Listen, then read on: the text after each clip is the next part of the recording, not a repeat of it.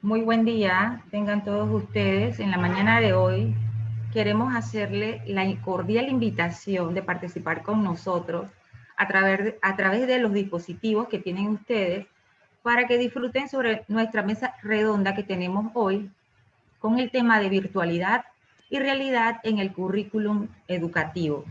Para eso tenemos como invitados unos expertos panelistas y le detallo. Tenemos con ustedes Kira Ortega, la profesora Kira Ortega, es educadora.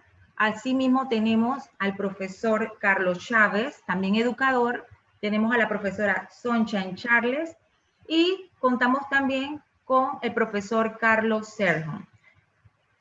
Bien, queremos que disfruten de nuestra mesa redonda y comenzamos entonces con la participación de la profesora Kira. Kira, tienes para nosotros muy valiosa información. Queremos que nos hagas, por favor, comentarios. ¿Qué te parece lo que estamos viviendo hoy día sobre la virtualidad en el currículum educativo? ¿Qué nos puedes aportar sobre ello? Muy buenas a todos, estimados panelistas. Muchas gracias por su presentación. Sí, es importante que nosotros destaquemos lo que es el currículum y el currículum priorizado.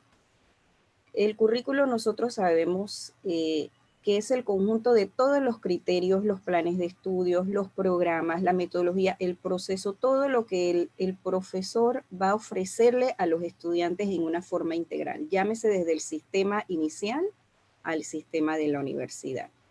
Esto es un compendio donde los recursos humanos también van a estar involucrados, los académicos y los físicos, y que se va a realizar desde la práctica a la realidad.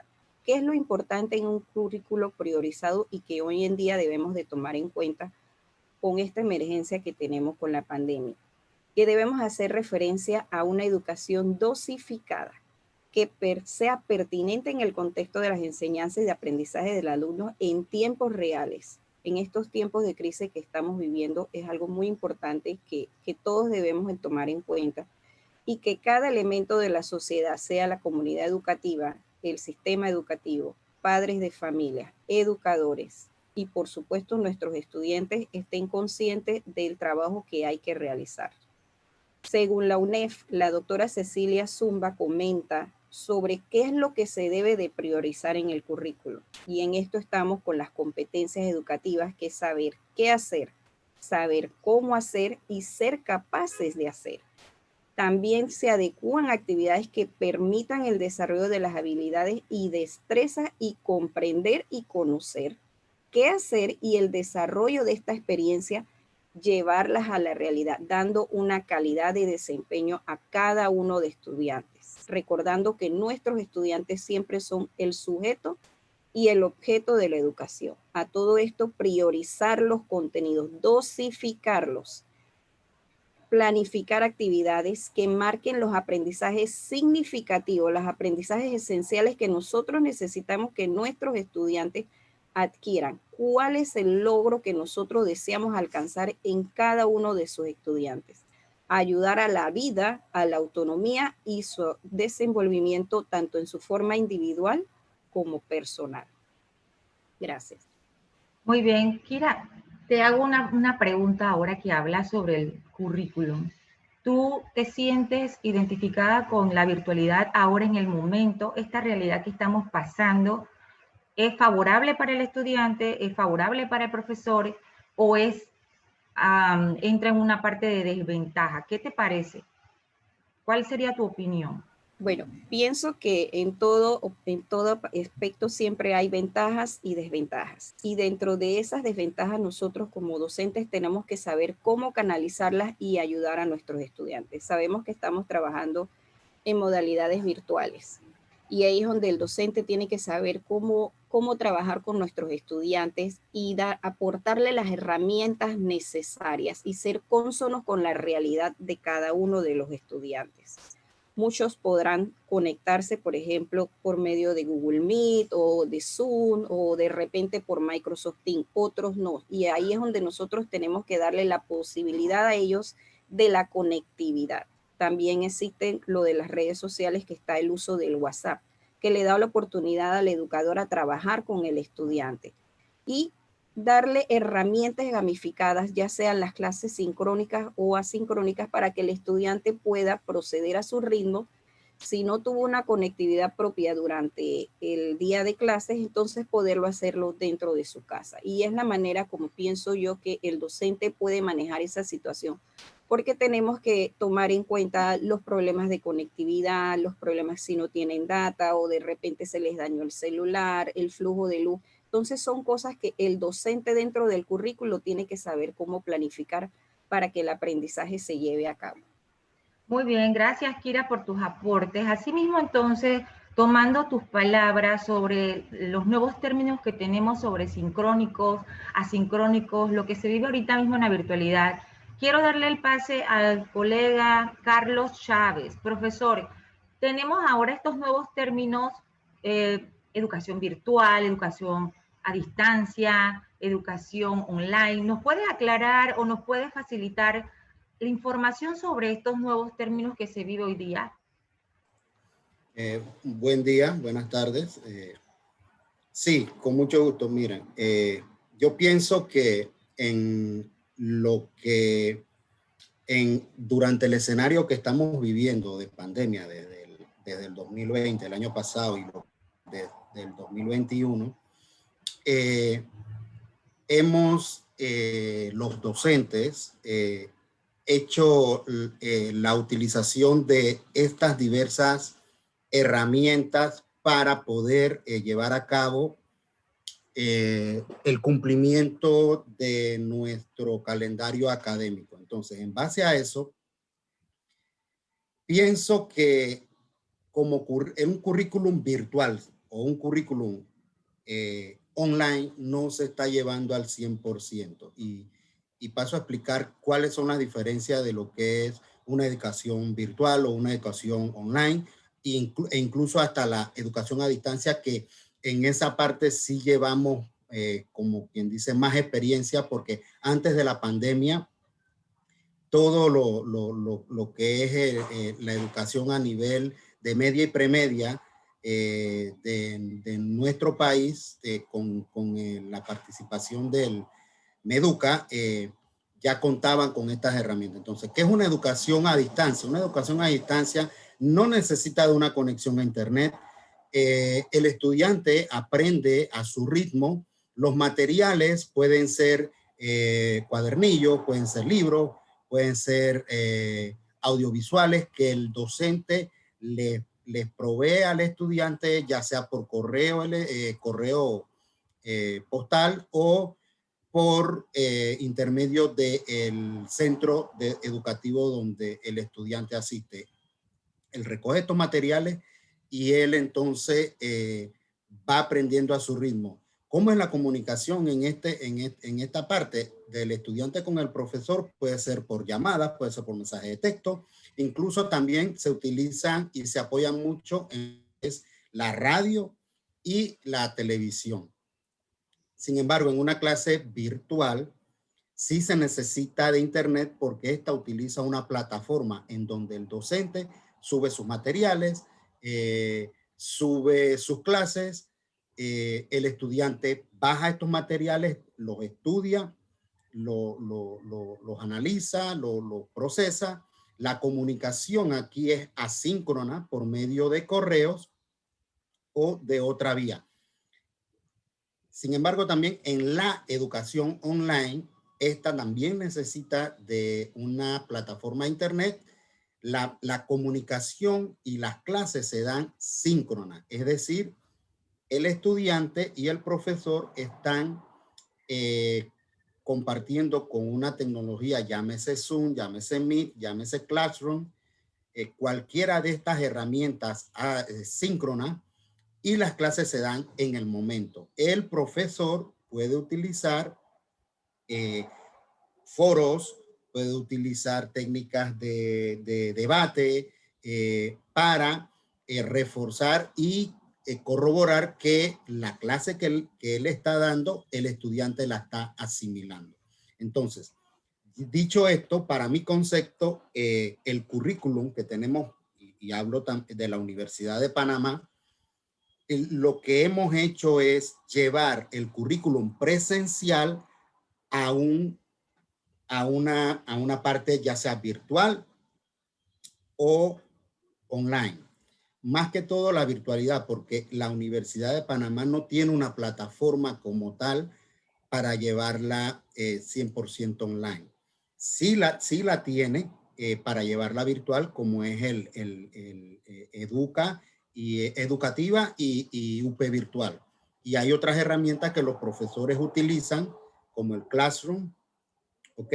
Pero la formal son estas dos que acabé de mencionar, que es Educativa y UP Virtual. Y para la herramienta de comunicación síncrona se utiliza el Meet.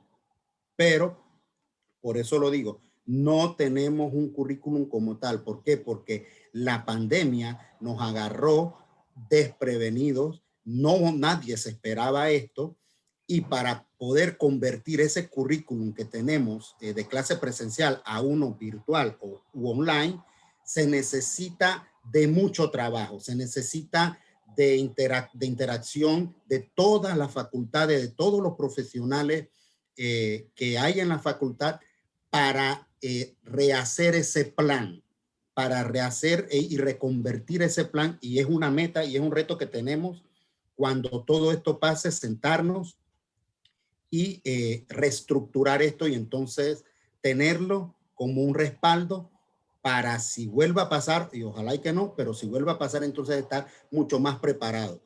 Porque también contamos con la desventaja de que todos los estudiantes no tienen una buena plataforma, no tienen una buena conexión a Internet, y esto nos ha llevado muchos problemas. Muchas gracias. A eso te iba a decir. Hoy día vemos que por lo menos vemos muchas protestas en cuanto a lo que pasó en el año pasado, incluso al inicio de esto, cuando se iban a abrir las clases presenciales, decían que no querían volver, que ya se les hacía más fácil, pero al inicio realmente del año pasado, entonces era todo lo contrario, que estaban recibiendo mucha, la parte del Ministerio de Educación, recibiendo mucha queja de parte de los estudiantes, los padres de familia, sobre la facilidad de adquirir esa educación a través de estos dispositivos, ya que no era fácil a través del internet o el mismo dispositivo para obtenerlo, o sea, se le hacía muy difícil.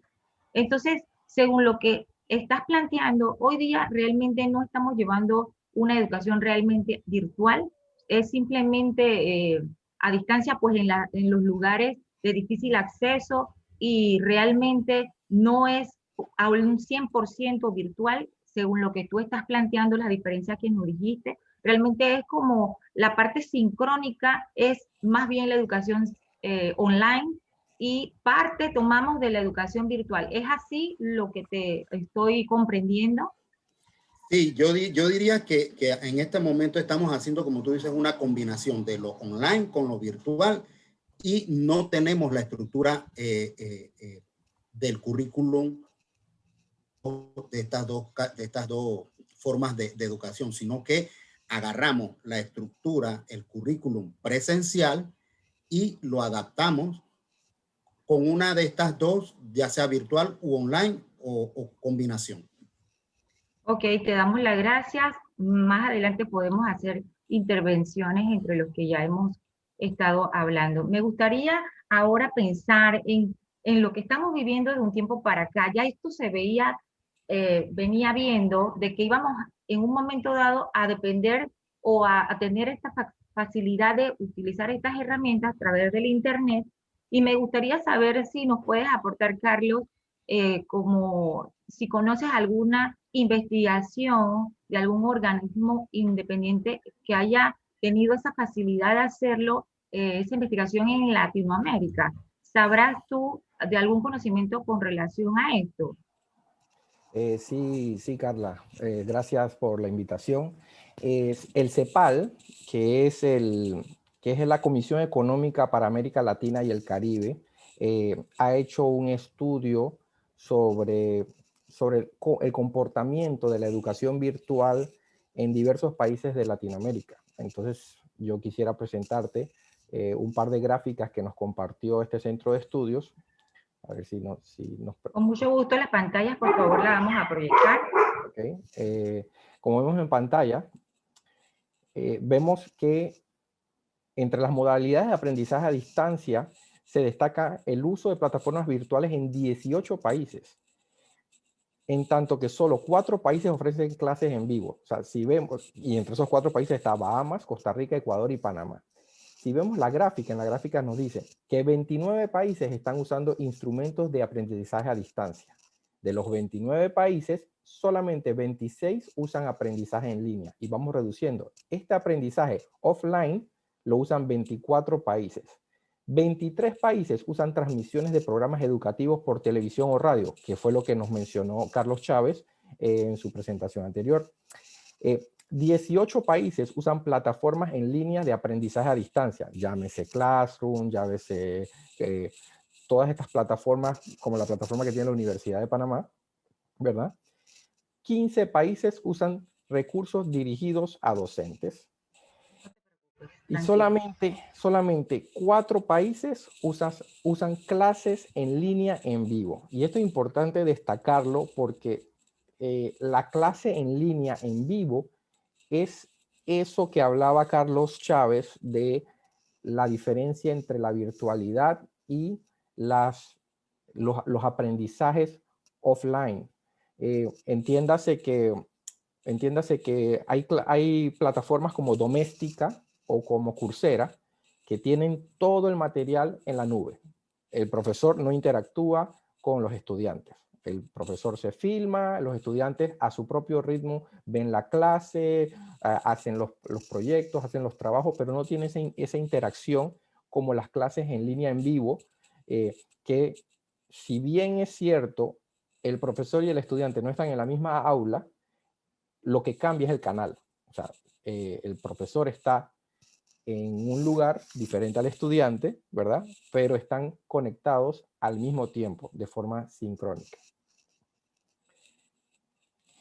Vemos aquí un informe del CEPAL y la UNESCO que nos dice que la pandemia ha transformado los contextos de implementación del currículum. Hay que considerar las condiciones diferentes a aquellas para las cuales el currículum fue diseñado, porque existen aprendizajes y competencias que cobran mayor relevancia en la actualidad.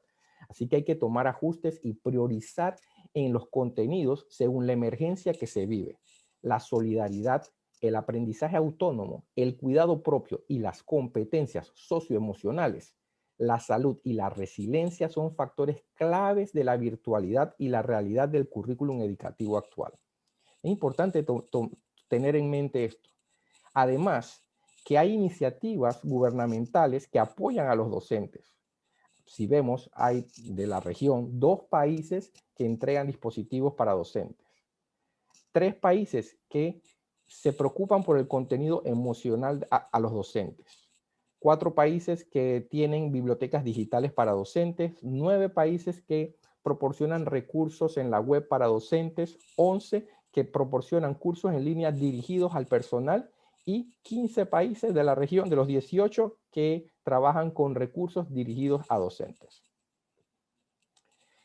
Se hizo un estudio en estudiantes de 15 años que realizaban actividades con Internet, según el tipo de actividad y los trimestres socioeconómicos y culturales. Este estudio se hizo en el 2018. Eso es para que vean que antes de la pandemia ya el CEPAL estaba haciendo estos estudios por medio del programa de evaluación internacional de estudiantes, que es la prueba PISA.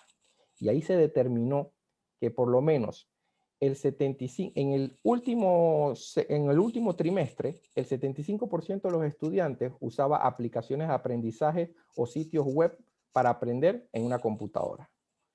El 82% hacía sus tareas en una computadora, el 72% descargaba o subía material en páginas web, 65% hacía uso de redes sociales para comunicarse con los docentes, o sea, no se evaluó el tiempo de ocio, sino uso de redes sociales tipo WhatsApp, tipo Zoom, etc.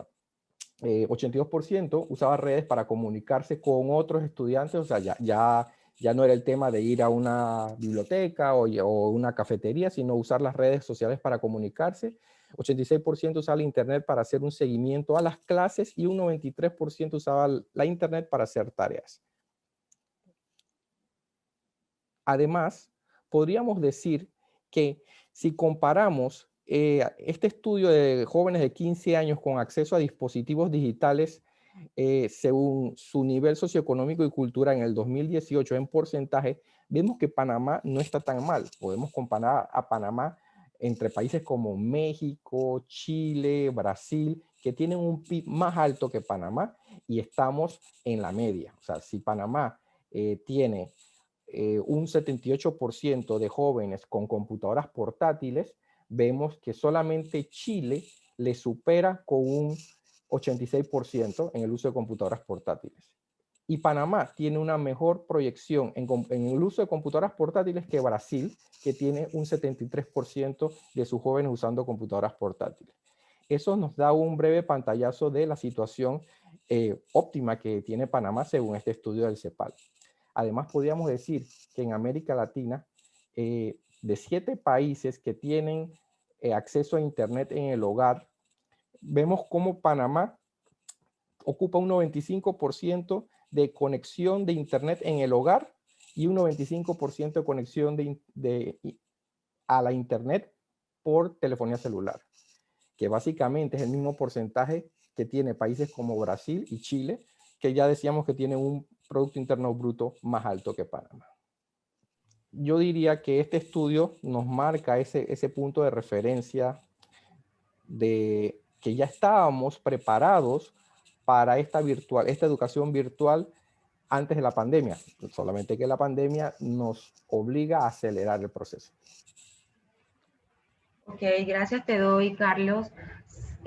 Profesora Sunshine, ahora hablando sobre lo que nos está planteando el profesor Carlos Serrón, ¿tú crees que ya Panamá en realidad estaba como trabajando este tema de la virtualidad en cuanto a la parte de la preparación por parte del Ministerio de Educación, o las mismas personas se estaban adentrando a la tecnología, a lo que se estaba viviendo en las redes sociales y por ende ya tenían ventaja, aparte de la parte económica que se vive en diferentes países? Tenemos esa facilidad, por eso, ¿tú qué opinas sobre eso? Y también me gustaría que si pudieras aportarnos sobre la parte de la metodología que se está viendo dentro de estas herramientas, tanto virtual, online o a distancia. ¿Realmente es provechosa esta tecnología, esta manera de educarnos a través de estas formas no presenciales? ¿Qué tú opinas sobre el contenido realmente que tenemos en el currículum educativo para el mismo estudiante? Y también a la vez, ¿cómo tú te sientes como profesora o nos puedes ejemplificar en esa parte del rol del profesor ahora en esta etapa virtual? Hola, buen día a todos y gracias por la invitación. Muy interesante las gráficas que nos mostraba el señor Carlos y nos da un pantallazo de lo que ya se veía venir y que no es nuevo, porque ya todos sabemos que a nivel superior ya se estaban dando maestrías y especialidades y clases de esta manera, no en un tiempo real, virtual, sino dejaban tus tareas, tú las desarrollabas, las enviabas. Incluso a nivel de colegios, de educación media, ya hay en Panamá colegios. Aquí en el área de Arraiján tenemos un colegio que ya tenía ese sistema y que incluso no usaba libros físicos, sino libros virtuales, ¿sí? ¿Qué pasa cuando llega la pandemia? Nos empujó, nos agarró de sorpresa y nos tiró a una realidad en la que ya veníamos trabajando, pero que obviamente pues te agarra de tan sorpresa. Yo creo que entre el estrés y la situación de que me tengo que cuidar para no contagiarme y que ahora todas las redes se colapsan porque sí existían las redes, pero no estaban preparadas para aguantar la cantidad de estudiantes y de profesores al mismo tiempo en las mismas plataformas interactuando. Entonces yo creo que eso fue lo que creó el caos. Pero más allá de esto, hay algo que nos deja bien claro en cuanto a la parte de una cosa es el profesorado, ¿sí? Y a lo que está preparado y entrenado, o los que se quisieron preparar y entrenar, porque estas cuestiones de clases virtuales y online y toda esta tecnología no es de pandemia. Tenemos que estar claros de que esto viene hace muchos años atrás. Incluso aquí en Panamá hay universidades que a distancia te daban entrenamientos para clases virtuales y todas las TICs y todo lo que tiene que ver con la educación y la tecnología. Pero nuestros estudiantes en todos los niveles, porque estamos hablando de los más chiquiticos hasta los más grandes que están en el nivel superior, vienen trabajando la tecnología y se supone que su era era la era tecnológica, ¿sí? Y cuando llega pandemia, ellos tienen que volcar toda esta tecnología que ellos se supone conocen al revés y al derecho para dar su proceso de aprendizaje. Entonces te das cuenta que se bloquean y que solo lo sé usar para comunicarme en redes sociales, para estar en el relajo o para jugar y para los videojuegos, pero no para lo que en realidad se crearon estas tecnologías, que era para la comunicación y el aprendizaje. ¿Ves?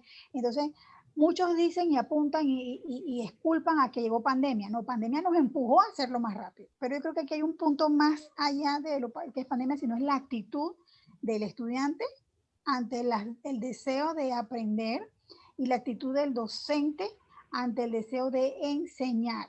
Y las dos áreas, lastimosamente, buscan pandemia para escudar lo que no se está en muchos casos cumpliendo. Hay que quitarse el sombrero ante docentes que se preocupan por priorizar su currículum, porque lo hay, docentes que tomaron de todo su material, porque hay materias que son muy extensas, y yo lo viví dentro de una de mis materias.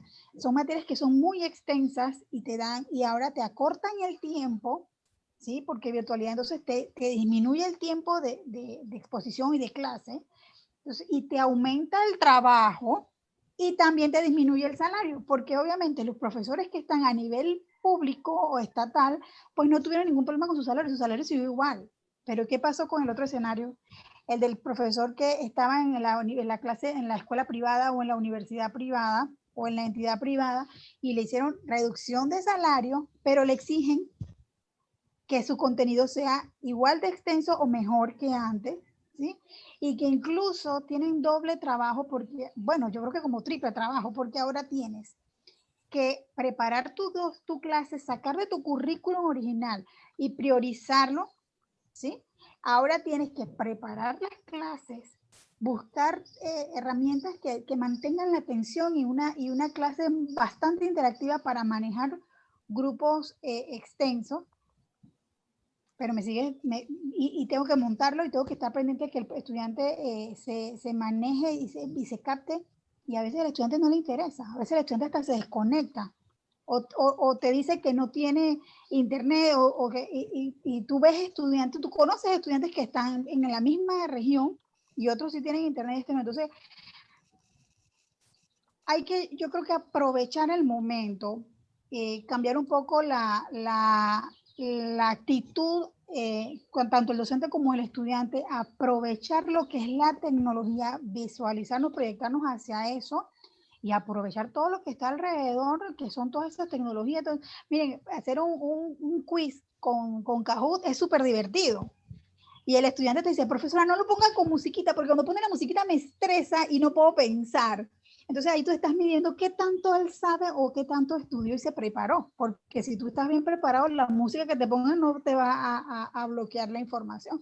Entonces, yo creo que hay que poner una balanza y buscar entre lo positivo y lo negativo de la situación y hacer una media y volcarnos todos a aprovechar lo que la tecnología nos puede dar para aprender y para enseñar.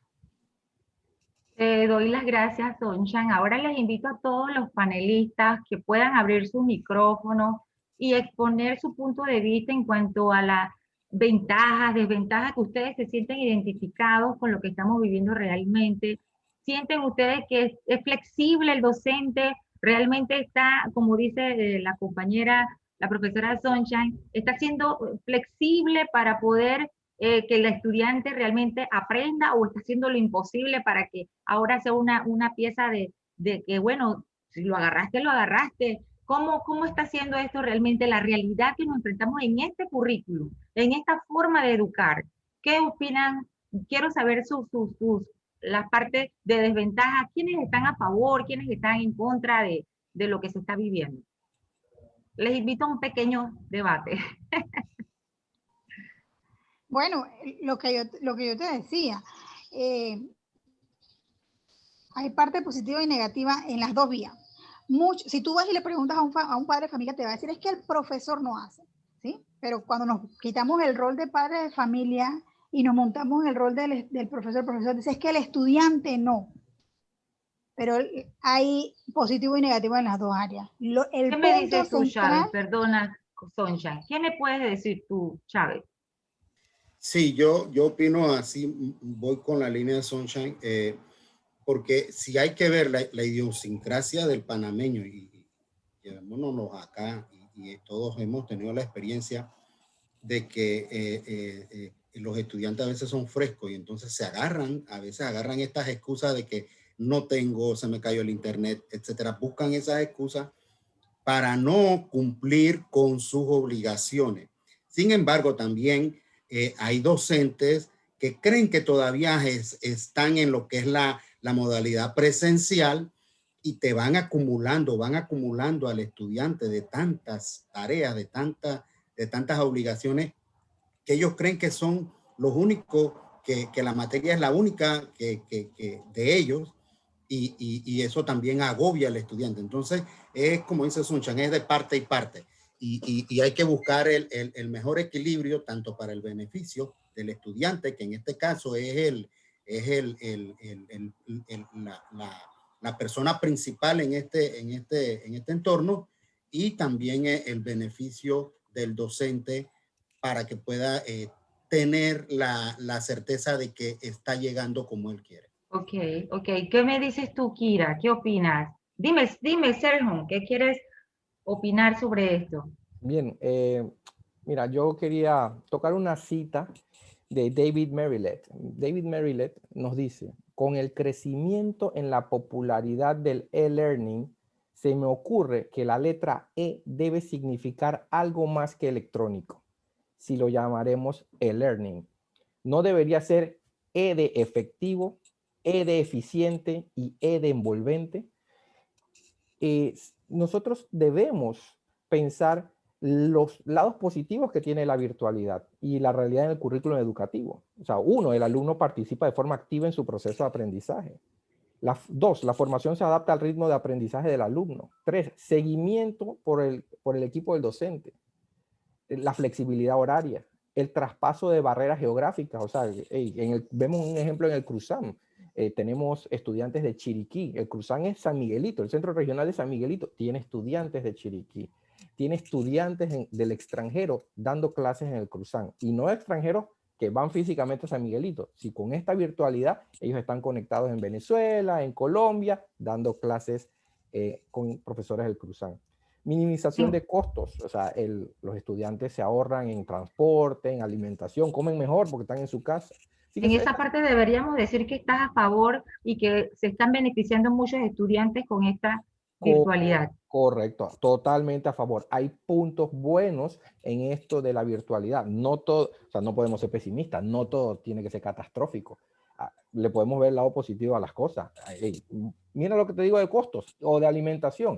Antes de repente el estudiante iba al colegio, pasaba hambre porque estaba en clase, encerrado, de repente iba a la tiendita y comía comida chatarra. Ahora con la virtualidad, brócoli, coliflor, o sea, vegetales, porque está en casa y la mamá dice, bueno, ahora sí, estás aquí, vas a comer bien, por lo menos buena Señor nutrición. Carlos, yo creo que esa parte tenemos que aplicarla al que tiene y no le ha afectado económicamente la pandemia, porque recordemos que tenemos muchos que se han afectado económicamente y que no creo que coman brócoli ni nada de esas cosas en casa. Claro, pero si lo mandabas al colegio iba hasta peor, o sea, me explico. Entonces, ahí sí vemos ese balance, lo podemos ver el lado negativo, pero el lado positivo, por lo menos estando en casa, hay una mejor solución de cómo van a comer en este tema. Pero lo que te digo, es uno que otro de ejemplo. Mira las bibliotecas, mira las bibliotecas, ahora con esto de la virtualidad, y te iba a poner un ejemplo. La Universidad de Panamá, déjame ver si lo ven en pantalla, tiene una biblioteca virtual. Y así como lo ves en la foto, toda esa cantidad de libros es lo que te da la biblioteca virtual. Ya no estás limitado a los 20.000 o 30.000 libros físicos que tenía la biblioteca de la Universidad de Panamá, del campus central. Ahora tienes todos estos libros virtuales de todo el mundo en la biblioteca, que los puedes bajar, los puedes accesar y los usas por 7 días, y a los 7 días, bueno, es como el intercambio de libros, ¿no? Ya no te funciona, los tienes que mandar a pedir de nuevo. Esto es una ventaja de la virtualidad. Por eso, hay ventajas y hay desventajas. Ventajas ¿Qué si nos se dices en tu aprovecha. experiencia?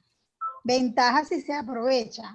Porque ¿qué nos sirve? Y es la parte que yo veo negativa de la virtualidad.